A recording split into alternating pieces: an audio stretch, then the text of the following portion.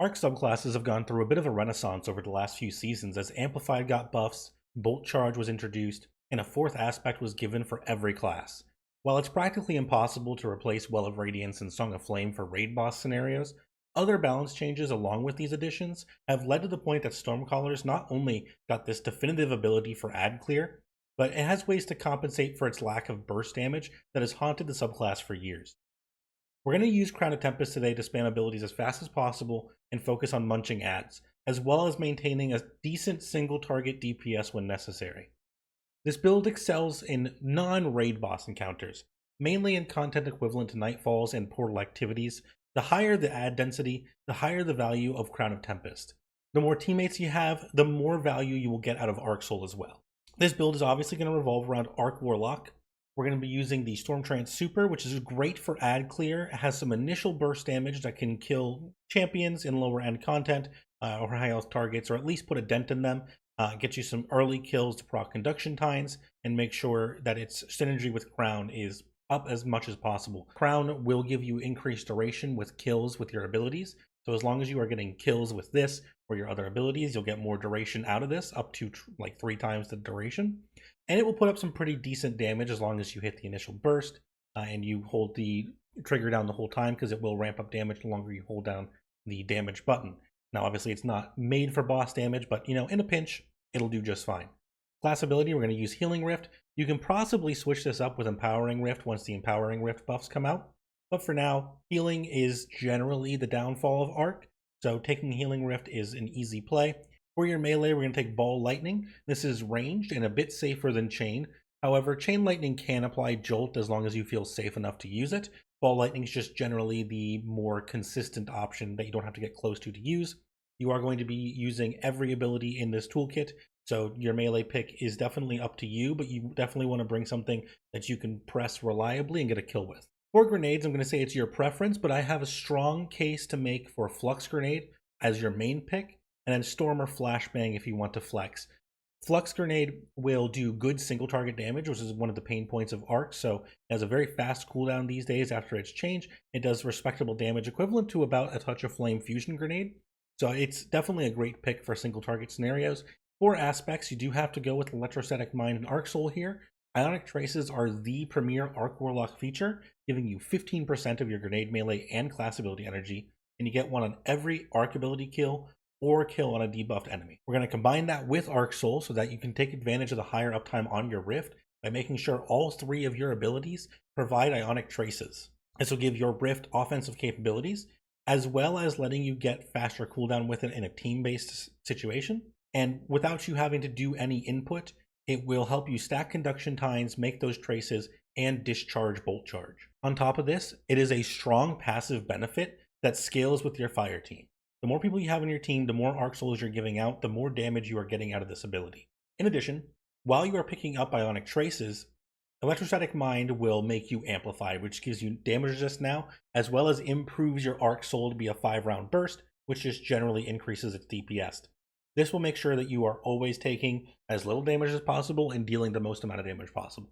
For your fragments, I want to take Discharge here. This makes it so that getting arc weapon kills will give you some traces after about 4 kills each, which is fine. But the main thing is that it will enable Bolt Charge on this build. Picking up an Ionic Trace will give you 1 Bolt Charge, and it's going to make you Amplified at the same time.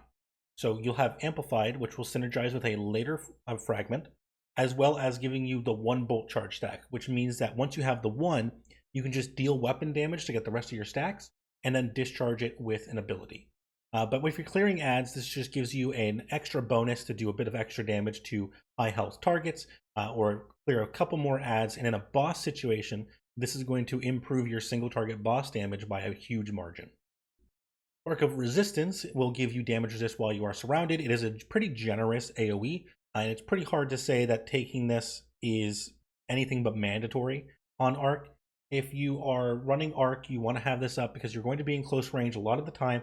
You're going to be going in for melees, so you might as well have the 25% damage resist. Now, Frequency is our third option, and this synergizes with us being Amplified. Since being Amplified is as simple as picking up Ionic Traces, this means that basically every single time you gain Bolt Charge, you will gain double the Bolt Charge stacks. Finally, our last fragment I want to take here is Spark of Shock. This lets your grenade jolt, and jolt is the name of the game. This ensures that even if your grenade doesn't outright kill, you will have jolt applied, which is another way for you to proc Conduction Tines and Ionic Trace.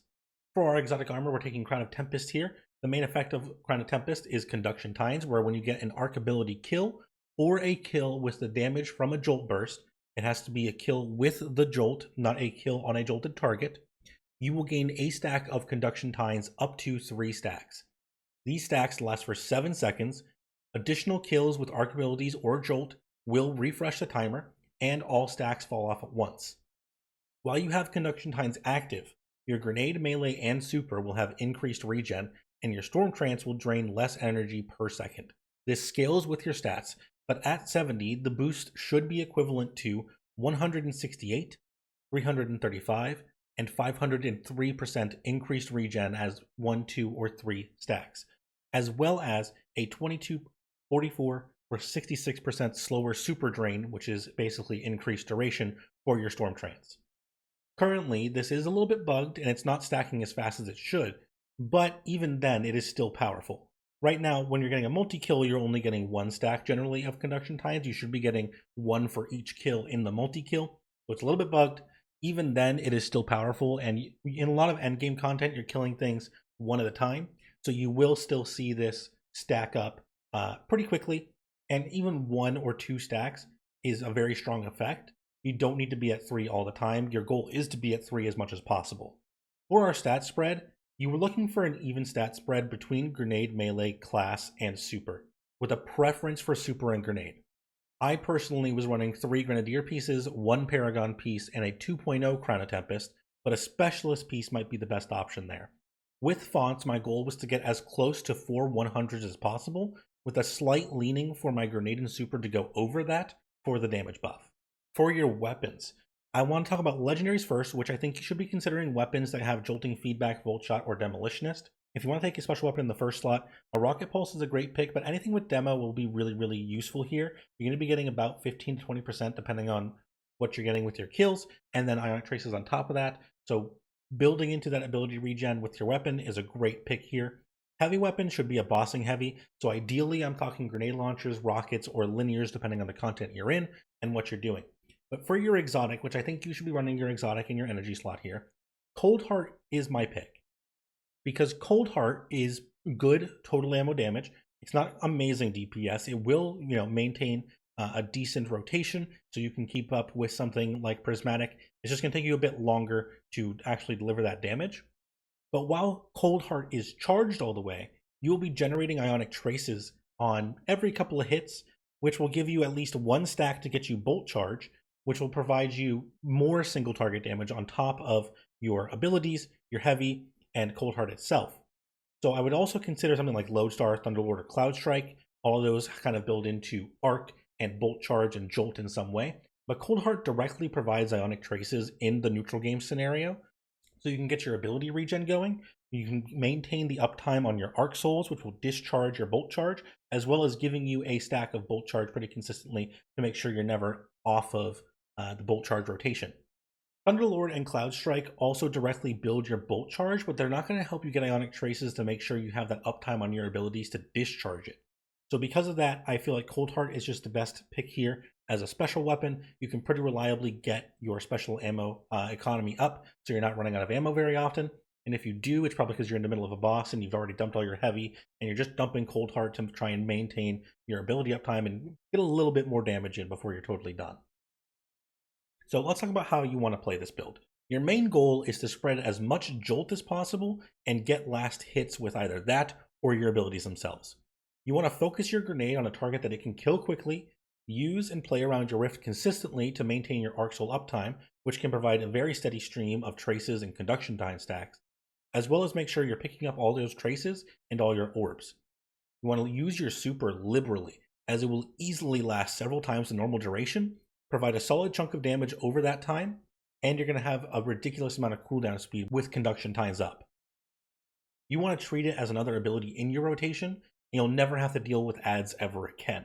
This allows you to generate a really large number of orbs for your teammates as well in between phases or in a strike or a nightfall. So if you do want to run this in a raid, I'm not going to say this is your first pick over Well or Song of Flame, but if you've already got that covered and you want to just run Arc to kill ads in the in-between, and then you can go ahead and just pop Stormtrace to kill ads and make a bunch of orbs, make sure your teammates have their supers back before damage phase, you can do that. The Arc Soul and Bolt Charge will help you, maintain a competitive damage set with those players, but it's just generally not used for that. In a strike, this will help you kill champions as long as they're able to stun them. You can only really deal with overloads while you're in your super state, but this will give you good damage on any champions, help you clear out any majors and ads, and it will give you a little bit of damage for bosses and strikes. When you are dealing boss damage, though, you want to maintain your Arc Soul for yourself and your team. Use your grenades and melee as liberally as possible to apply extra damage, or maybe snipe an ad to keep conduction times up, and get an Ionic Trace. Do your normal rotation for weapons, but you want to fire Cold Heart long enough to make one Ionic Trace to kickstart your Bolt Charge in the middle of your damage phase. Then, as soon as you're out of heavy, just commit to Cold Heart and spamming your abilities. Now, as a side note, your chosen grenade can have a huge impact on your ability to handle high health targets. Flux Grenade is easily the best single target damage grenade, but depending on the difficulty you're on, it might be a little bit overkill with Bolt Charge to throw a Flux Grenade at something, or you might feel like you're not seeing enough high health targets that you need to worry about your grenade sniping them. So if you just want to focus on ad clear, Arc Bolt, Storm, and Flashbangs are much better at that, but much worse at boss damage. So Flashbang, you can get some blinds up and gets you some bonus Ionic Traces for killing the blinded targets. Storm Grenade is a solid in-between with a little bit worse AoE than something like Arc Bolt. Arc Bolt is a pure ad clear option, does very poor damage to majors and champions, but it does do very good damage to a group of ads, very consistently with no fall off, right? So just depending on what you're looking for, feel free to switch out that Arc Grenade. As a quick show off of the damage testing, I'm going to do a rotation with a Prismatic and a damage setup, and then I'll do a rotation with the Arc setup, so you can see kind of what the difference would be in your DPS. And just remember, this doesn't account for your Arc Soul going to all your teammates. It will add a little bit on top of that, but just so you can see the numbers and roughly how long it took, how much ammo it took, you'll see the DPS and the total damage. I've been really enjoying Arc Warlock. I feel like Arc is the definitive spam ability subclass, especially for Warlock. So Crown of Tempests brings me back to what it used to be like to play Arc Warlock, and it is still a very good exotic. Once they fix the multi-kill situation here with stacking up the ×3 faster, it's going to be even more powerful, even more fun, because without Crown or without Geomags, both of the Arc Warlock supers feel a bit more underwhelming. So at least this gives you a bit of super on top of your ability energy. It gives you a much more fully rounded build to play with. Let me know what you guys think about the build, and I'll see you all again very, very soon.